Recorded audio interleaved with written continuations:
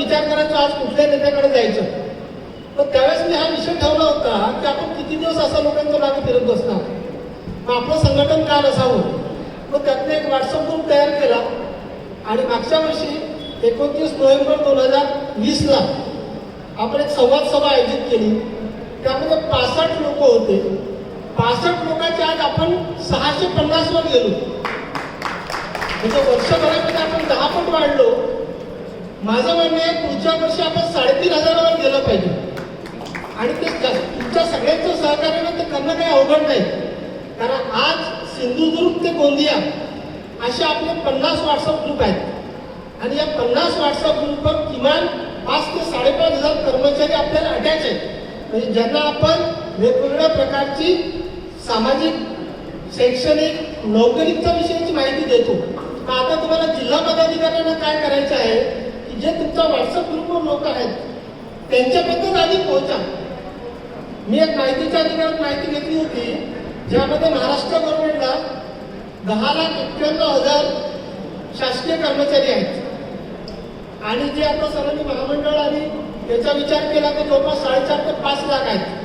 म्हणजे जर राज्यामध्ये 15 लाख पदं मंजूर असेल आणि ज्यातली 70% जरी भरली असेल तर 12 लाख होतील.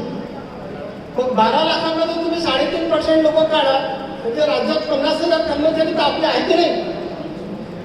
मग आपला काय हेतू आहे लोकांना जोडणे, त्याचा संवाद घडून आणणे.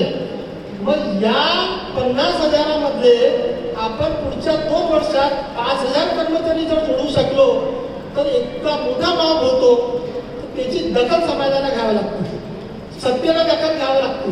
तुम्ही एक लक्षात घ्या आपले बरेचसे व्हॉट्सअप ग्रुप आहेत. धनगरांची संख्या 1.5 कोटी 2 कोटी.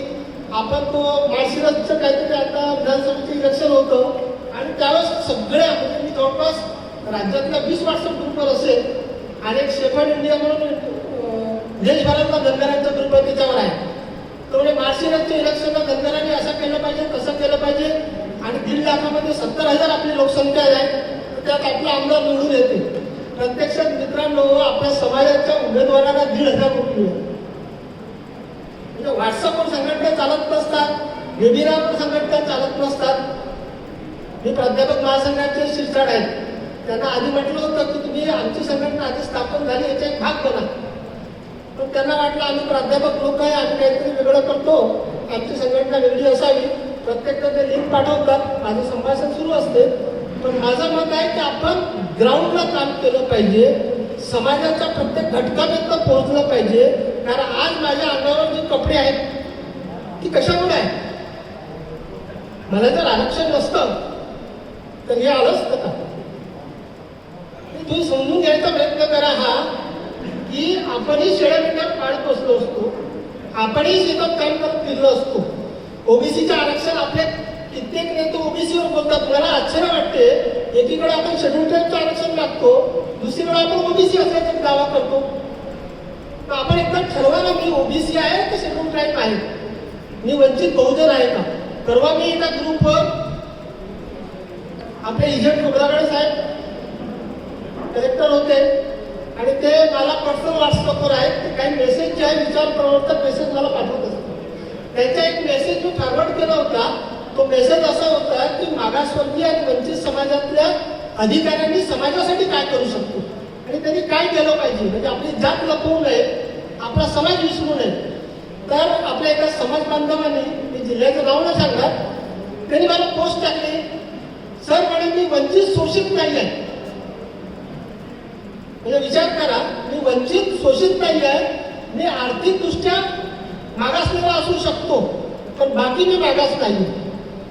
मग जर मी आर्थिकदृष्ट्या मागास नाही आहे, वंचित नाही आहे, मग त्याने उदाहरण टाकलं किंवा म्हणे आपल्या याच्यात तेवढे सरदार होऊन गेले, होडकड झाले, हे सगळं झालं. मग गोंडामध्ये पण राजा झाला ना. आज गोंड शेड्यूल ट्राईब मध्ये आहे की नाही. मग गोंडाचा राजा आहे, ते ऐरीमध्ये त्यांचं संस्थान आहे म्हणून गोंडाने काय आपलं सगळेच गोंड सुधारले का किंवा त्यांनी त्यांचे लाभ सोडून दिले का. मग आपल्यामध्ये जर होडकर सरदार होते, वाघमोडे सरदार असेल, शिंदे सरदार असेल, आपल्याला त्याच्या भूषण आहे की आपल्याला. पण याच्या अर्थ संपूर्ण समाजाचं अपलिफ्टिंग झालं असं होत नाही ना. समाज किती मोठा आहे महत्वाचं नाही आहे. जो समाज शुद्ध असतो, झोपलेला असतो, त्याची कोणी दखल घेत नाही. तुम्ही लक्षात घ्या, संघटन छोटं असलं पाहिजे, पण ते डिओटी असलं पाहिजे.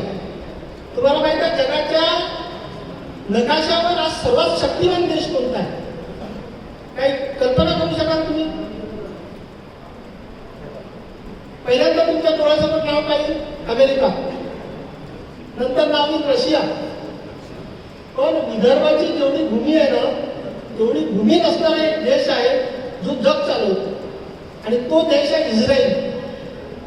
1948ला इस्रायलचा जन्म झाला, आणि त्याच्या आधी म्हणजे मागच्या 400-500 वर्ष जर बघितले, इस्रायल नावाचा देश त्या पृथ्वी तलावर अस्तित्वात नव्हता. म्हणजे गांभीर्याने विचार करा. म्हणजे आपण जे स्वप्न बघतो की आपण 5,000 लोकांपर्यंत कसं जाऊ शकतो, इस्रायल अस्तित्वातच नव्हता. मग इस्रायल आला कुठून? तर जे लहान मुलं ज्यू समाज होता, ज्यू समाज हा जगभर पसरलेला होता, आणि त्यांचे आजी आजोबा त्या छोट्या नातवांना स्टोरी सांगायचं. त्यात ते सांगायचं की आपली एक देवभूमी होती, आपलं हक्काचं स्थान होतं, आणि ते आपण गमावून बसलो. मग ह्या प्रेरणादायी स्टोरीतनं त्या समाजानं त्या हालापेष्टा बघितल्या. तुम्ही इतिहास वाचला असेल, की काही इतिहासाचा अभ्यासक आहे त्यांनी बघितलं असेल की हिटलरनं ज्यूचं हत्याकांड केलं. या ज्यू समाजावर जेव्हा हा परिणाम झाला, ज्यू समाजाचे लोक वैज्ञानिक होते, अणुवैज्ञानिक होते, बँकर्स होते, आणि अमेरिका आणि इंग्लंडच्या सगळ्या नाड्या त्या लोकांनी आपल्या ताब्यात घेतल्या, आणि त्यांनी ठरवलं आपण जिथं असू तिथं आपल्या समाजासाठी काम करू. आणि जेव्हा दुसरं महायुद्ध सुरू झालं, त्यावेळेस अमेरिकेच्या राष्ट्रपती समोर त्यांनी अट टाकली की ज्यू समाज तुम्हाला आर्थिकदृष्ट्या मदत करेल, तुम्हाला संशोधनात दृष्ट्या मदत करेल, ॲटम बॉम्ब बनवायला मदत करेल, पण युद्ध संपलं तर आमचा स्वतंत्र देश झाला पाहिजे. आणि 1948 मध्ये इस्रायल अस्तित्वात आला. आपला समाज एवढा मोठा आहे, 1.5 कोटी. आणि आता सरांनी कास्टॅपचा विषय सांगितला. कास्टॅप 25 वर्ष आधी सुरू झाली. आज त्या कास्टॅपला एवढं वजन आहे. आदिवासी फेडरेशन आहे, त्यांच्या सगळ्या संघटना आपल्याच कात असाव्या. आता ढोरेसाहेब इथं बसलेले आहेत, किंवा ढोरेसाहेब आहेत, त्यांना माहिती आहे मागासवर्गीय संघटना आहे, स्वतंत्र मजदूर संघटना आहे MSCBला. इतकी मोठी संघटना. आता पदोन्नतीतला आरक्षणचा विषय सुरू आहे, तुम्हाला सगळ्यांना माहित आहे. मी वर्षभर आधी सांगितलं होतं जेव्हा आपल्या संघटनेची स्थापना झाली की अधिसंख्येसाठी फक्त संघटना नाही आहे, भविष्यात पदोन्नतीतलं आरक्षण हे धोक्यात आहे BJMTचं. की त्याच वेळेस मी जेव्हा जिल्ह्यामध्ये सभा घेतल्या त्यावेळेस सांगितलं होतं, आणि आज तुम्ही प्रत्यक्षात बघता. दुसरं मी त्यावेळेस तुम्हाला सांगितलं होतं की MTचे आरक्षण जे आहे ते संविधानिक नाही, त्याला मागासवर्गीय आयोगाचा कुठलाही अहवाल नाही आहे. ते कधी जसं अधिसंख्येचा आम्हाला 25 वर्ष आधी आमच्या सेवा स्थायी केलेल्या ज्या काही एका झटक्यात काढून टाकल्या, तसं तुमचं आरक्षण कधी काढून घेईल हे तुम्हाला माहीत होणार नाही. आणि म्हणून आपण जागृत होणं आवश्यक आहे, आपण संघटित होणं आवश्यक आहे. हा महत्वाचा मुद्दा आपण समजून घेतला पाहिजे की संघटन का आवश्यक आहे. आपल्याला आजच जाऊन असता मोर्चे काढायचे नाही आहे, आपला माणूस जुळला पाहिजे. आज आपण वार्षिक अधिवेशन घेतले किंवा वार्षिक सभा घेतल्या. आज कुलसे साहेब आल्या, काळेवाडेव आल्या, यांना याच्या आधी मी पण भेटलो नव्हतो. किंवा तुम्ही आज वर्ध्यातनं काही लोक आली, काही चंद्रपुरातून आली, बुलढाण्यातनं आले, वाशिमवरनं आले, नाशिकवरनं आलेले आहेत साहेब, नांदेडवरनं आले, आणि पुणा, ठाणे, सांगली, सोलापूर, औरंगाबाद, जालना, लातूर आणि नांदेड या जिल्ह्यातले लोक सुद्धा आपले सभासद आहेत. 650 लोकांमध्ये विदर्भातले सगळे जिल्हे, त्या व्यतिरिक्त नाशिक एवढ्या कार्यक्रमी आहेत आपल्या, आणि बाकीच्या उर्वरित जिल्ह्यात 1-2 का नसो पण आपले सभासद आहेत. या माध्यमातून आपले 20 जिल्ह्यात सभासद झालेले आहेत. हे अचिव्हमेंट आपण 20 जिल्ह्यापर्यंत पोहोचलेलो आहे. त्यातल्या काल संध्याकाळपर्यंत आम्हाला सांगलीवरनं, सोलापूरवरनं, सिंधुदुर्गवरनं त्यांनी शुभेच्छा दिल्या. सर पण एवढ्या लांब आम्ही आता एकदा येऊ शकत नाही, तुम्ही आमच्या भागामध्ये दौरा काढा, आम्ही सगळी तुमची व्यवस्था करू, तुम्ही एक यात्रा म्हणून या आणि एक 8 दिवसाचं सेमिनार चालवा. म्हणजे याला रिस्पॉन्स आहे.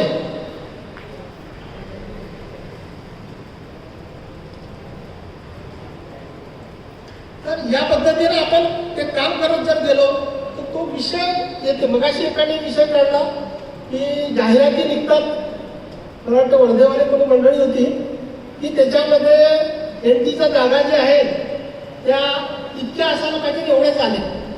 हा सातत्यानं विषय होतो. त्या लोकांना माहीत असेल तर मी याच्यावर एक वेबिनार घेतला होता कोरोना काळामध्ये, मला ते 28 ऑगस्ट वगैरे काहीतरी.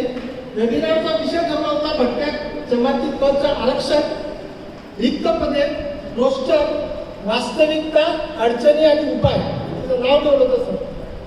या माध्यमातून मी तुम्हाला एक उपलब्धी सांगतो संघटनेची, की सोलापूर जिल्ह्यामध्ये अनिल कुमार लवटे जिल्हा परिषदचे शिक्षक आहेत आणि ते आपले सदस्य आहेत. आज त्यांनी जेव्हा माझं ते ऑनलाईन वेबिनार ऐकलं, त्यांनी त्या जिल्ह्यामध्ये ऑलरेडी त्यांच्या डोक्यात हे होतं, त्यांनी ते काम सुरू केलं. लवटे सर आज या कार्यक्रमाला येणार होते, पण त्यांना उद्या जे आहे मागासवर्गीय कक्ष पुण्याला ते रोस्टर घेऊन जायचे आहे. त्यांनी 70 लोक आपले काढले सरप्लस, की जे ओपन मध्ये लागलेले होते आणि त्या ओपन मध्ये लागलेल्या लोकांना त्यांनी एनटीवर दाखवलं होतं.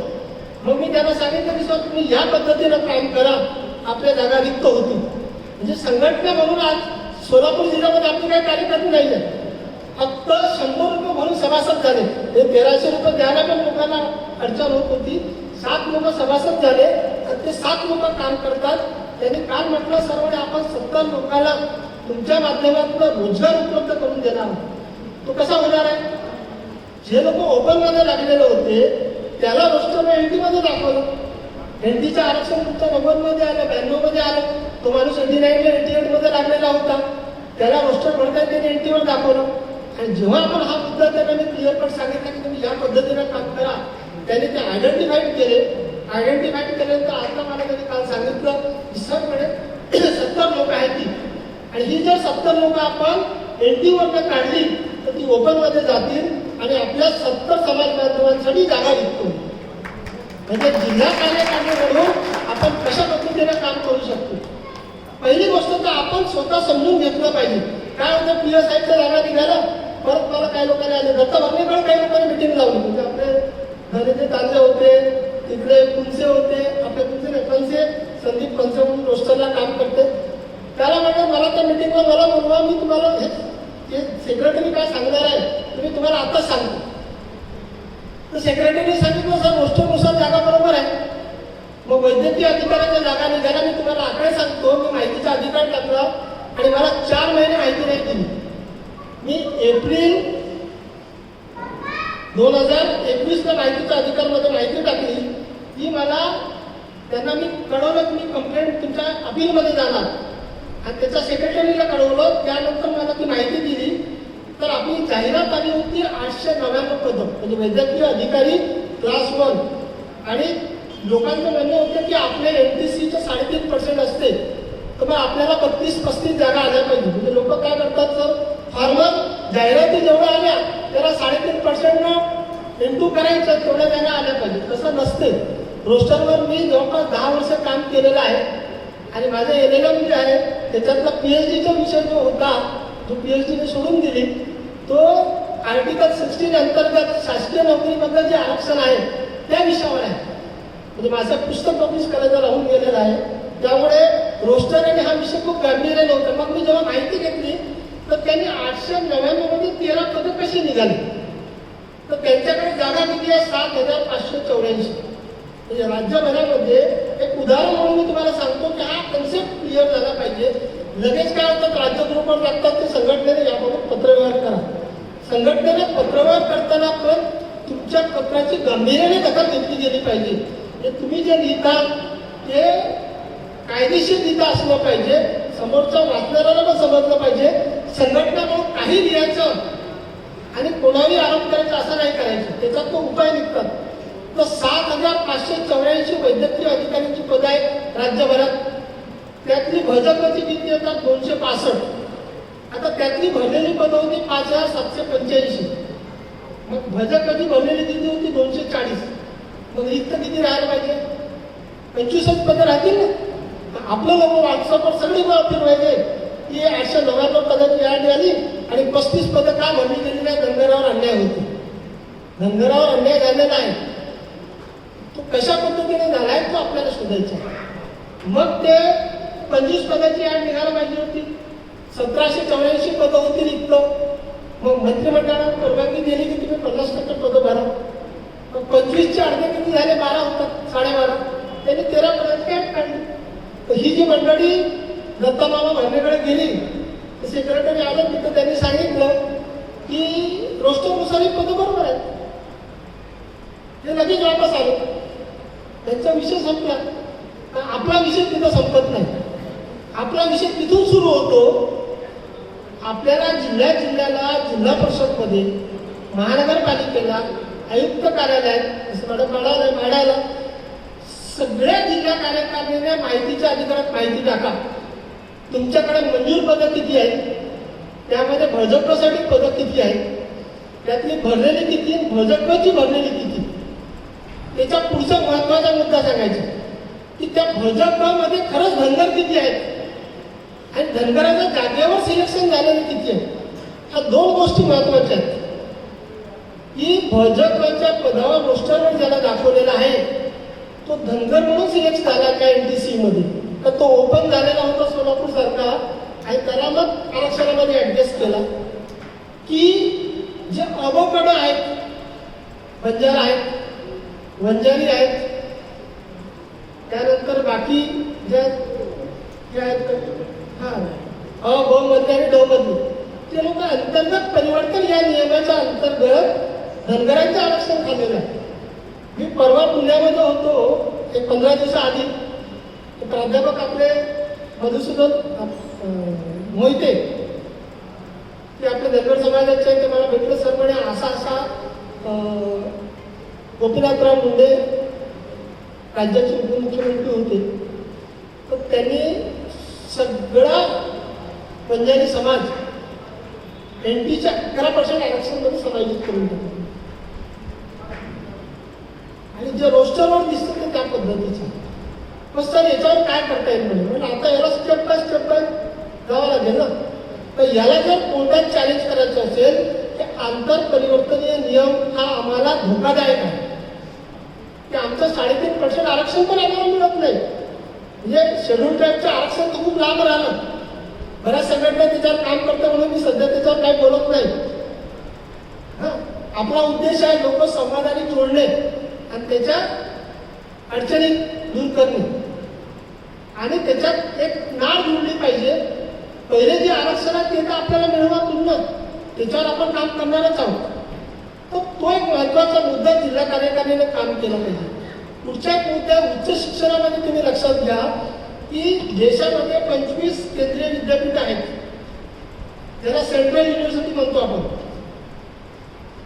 त्यानंतर 231 जे आहेत त्या बाकीच्या युनिव्हर्सिटी आहेत, स्टेट युनिव्हर्सिटी. प्रायव्हेट युनिव्हर्सिटी आहे 228, फक्त 28.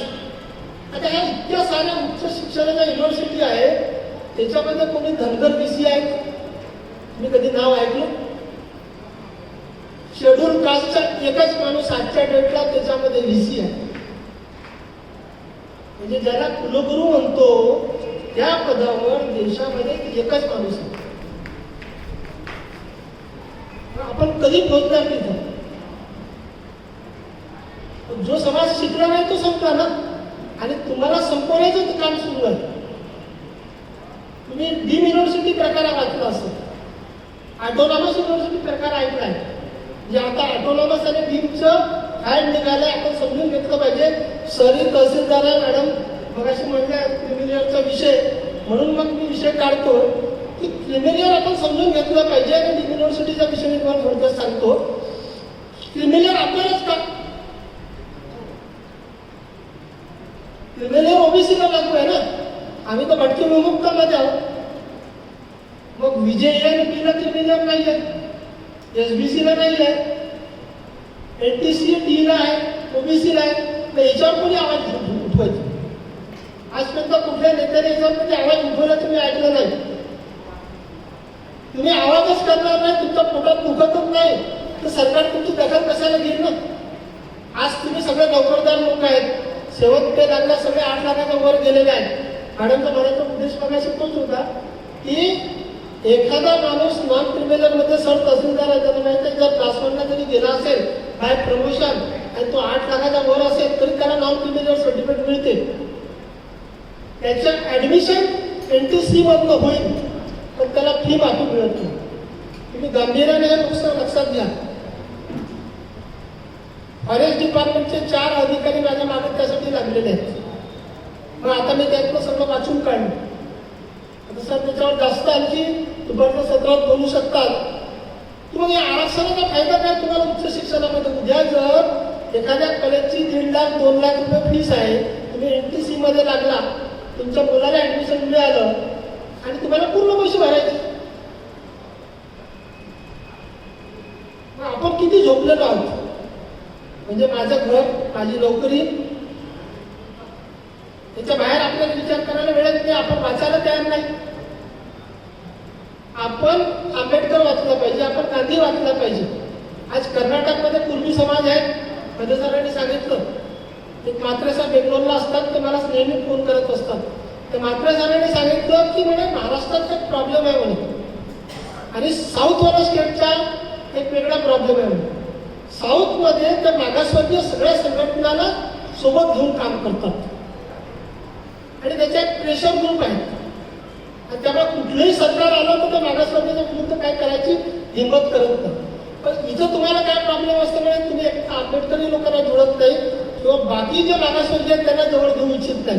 तुम्ही स्वतःला उच्चवर्णीय समजता आणि मग जो उच्चवर्णीय समजते तर त्याला कशाला लाभ पाहिजे ना.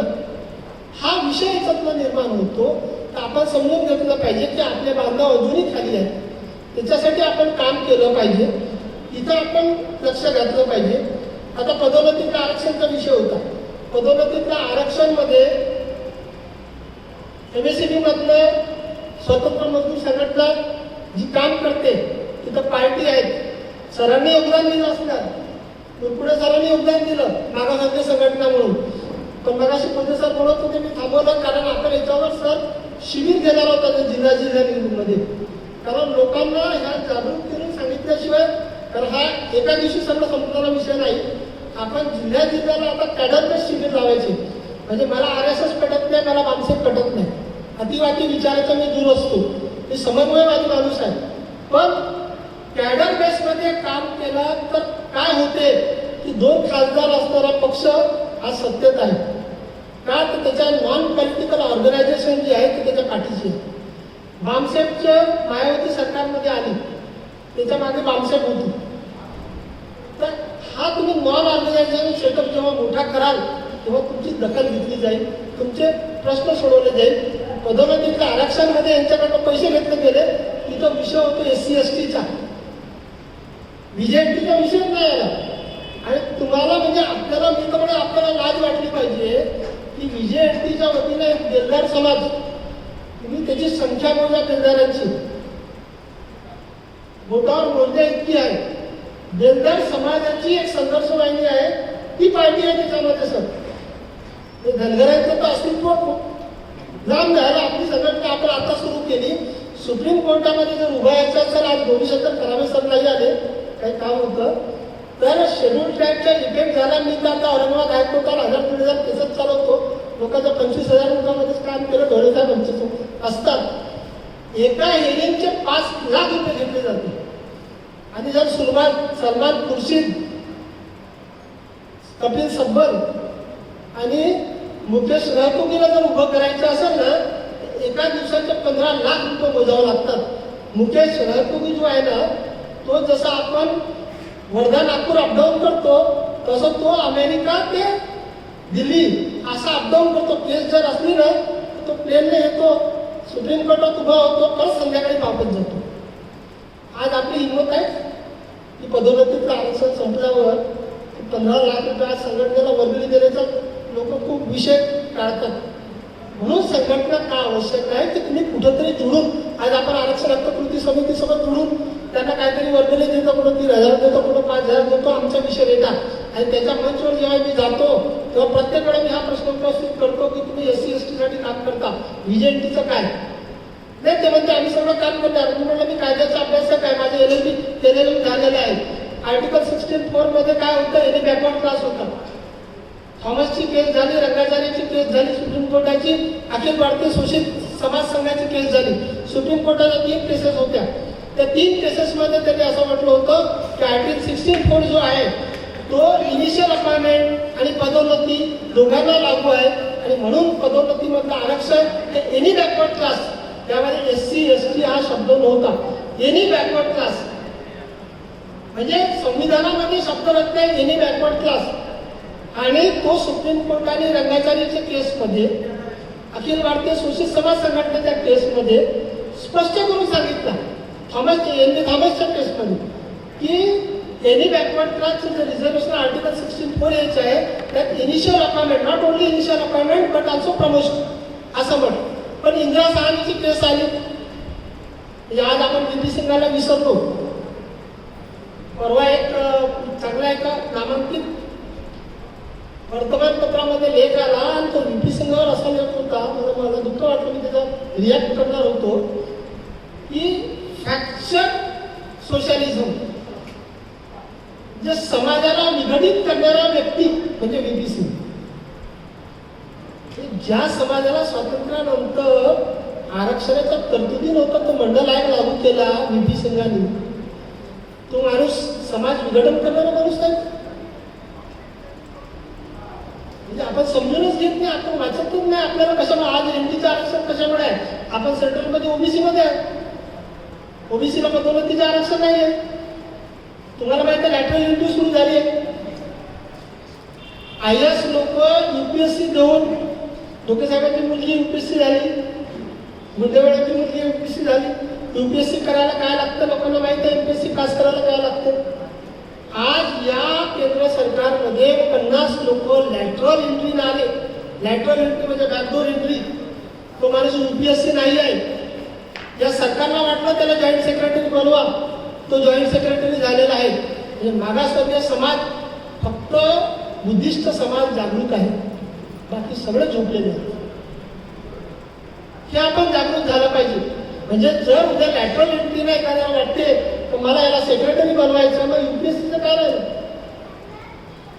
MPSCचं काय राहिलं? उद्या कुठल्या मिनिस्टरला वाटेल माझा माणूस आहे, हा काम करू शकतो, अदानीकडे काम करतो, अंबानीकडे काम करतो, म्हणजे हा माझंही काम करू शकतो. ह्या गोष्टी आपण समजून घेण्याचा विषय आहे की आपल्याला संघटना काय. प्रत्येकाला प्रॉब्लेम आहे, मला असतो आहे आणि मागच्या 15 वर्षापासून आहे, आज नाही. ही स्पर्धेला आपण काढली, अवघड काय नसते. ही स्पर्धेला 5 दिवसात काढली. मला तो प्रेसवाला म्हणला सर 1 महिना लागतो. आम्ही आपल्या समाजातल्या काही डॉक्टरांना संपर्क केला आणि हेमंत ढोले सर इथं बसले. ढोले सर म्हणले सर तुम्हाला काय करायचं तुम्ही करा, मला फक्त सांगा. डोके साहेब बसलेले आहेत, तुम्ही कार्यक्रम करा म्हटले. तुमच्यामध्ये जर अशी सुप्त इच्छा आहे काही करायची तर समाज तुमच्या पाठीशी उभं. अडचणी खूप आहेत. सुशिक्षित माणसाला जागवणं हे खरंच खूप अवघड काम आहे. म्हणजे अशिक्षित माणसाचं संघटन करणं सोपं काम आहे. त्याला कुठलंही आपण एखादा इश्यू दिला, आता तुम्हाला माहिती आहे हिजाब सुरू आहे, लाल स्कार्फ सुरू आहे, याच्यावर समाजाला जागवणं भडकवणं हे अतिशय सोपं काम आहे. तर तुम्ही त्याला सांगाय की बाबा रे आपण हे असं होतंय, लॅटरल एंट्री होते, कंत्राटी पदं.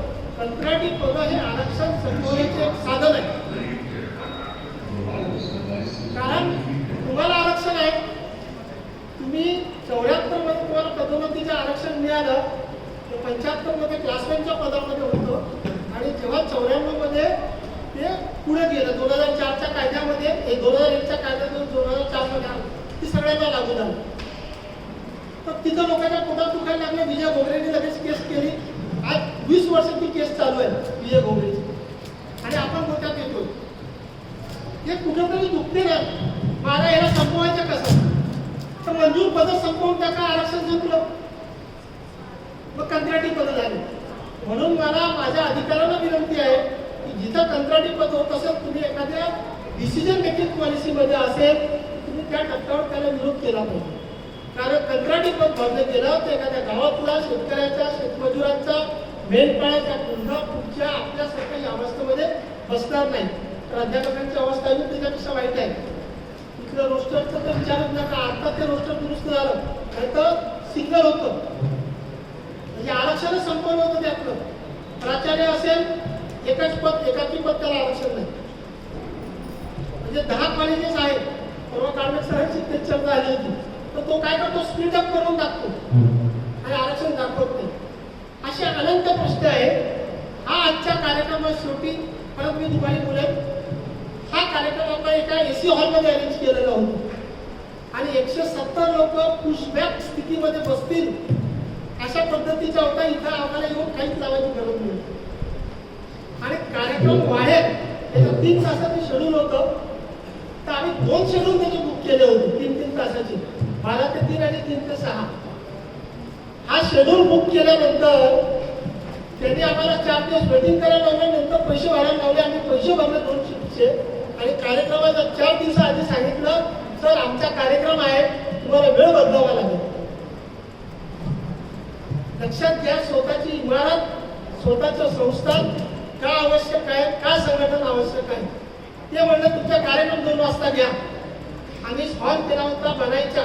Doctor Babasaheb Ambedkar engineer association, जे आंबेडकरी समाजातले इंजिनियर आहेत त्यांचे एक इंजिनिअरिंग असोसिएशन आहे जसे आपली संघटना, आणि त्या असोसिएशनच्या प्रत्येक विभागीय स्तरावर स्वतःचं सभागृह आहे. त्यांनी वेळ बदलावा म्हटलं मी वेळ बदलावणार नाही. आम्ही वेळेवर हा हॉल त्या दिवसभरात आमची सगळी हरीश भाऊ शरद फिरले आणि इथं आम्ही चौपट पैसे दिले. पण हे केलं तर तुम्ही समजून घेतलं पाहिजे, आपण पगारदार लोक आहोत. आपली अवस्था अशी आहे, या शहरामध्ये हिंदी समाजाच्या भरपूर 4-5 सभागृह असतात, माळी समाजाचे विचार असतात, युवा समाजाचे भरपूर आहेत. धनगरांचे जे सभागृह पाहिजे इतर काय तर कुठे काय ना. आपण हा विचारच करत नाही, पदार्थ माणूस म्हणून आपण काहीतरी केलं पाहिजे, त्या मुद्द्याबद्दल आपण केलं पाहिजे. आणि नुसतं सभागृह कशासाठी राहील तर पुढच्या पिढीला आपण त्याला शिकण्यासाठी वाचनाला उपलब्ध करून देऊ. त्याला स्पर्धा परीक्षेचं पुस्तक आपण डोनेट करू शकतो. डोनर भरपूर आहे. एखाद्याला नीटचा फॉर्म भरायचा, एखाद्याला जेडबलीचा फॉर्म भरायचा आहे, त्याला कम्प्युटर स्पर्धा त्याला तिथं उपलब्ध करून देऊ शकतो, नेट उपलब्ध करून देऊ शकतो. हे उपक्रम आपण संघटना म्हणून राबवू शकतो. त्या कर्मचाऱ्यांच्या समस्या तर आपण घेणारच आहोत, पण त्या व्यतिरिक्त कर्मचाऱ्यांना जेवढ्या समस्या असतात त्या सगळ्याच घेऊ. पण आपण या समाजाचं काहीतरी देणं लागतो.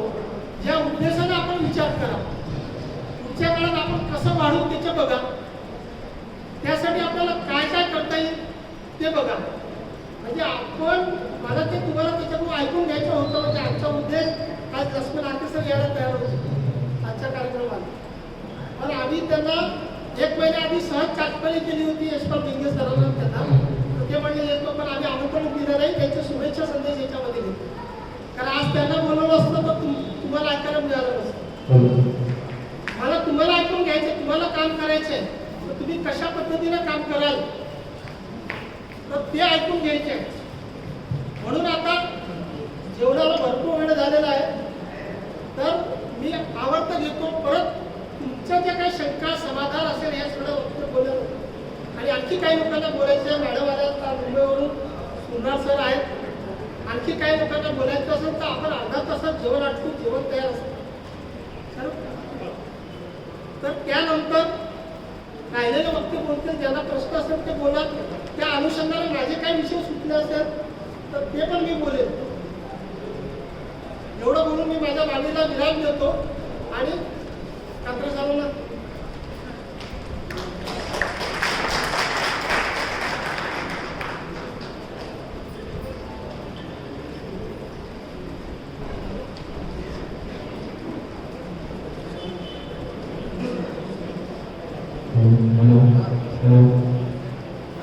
Hello.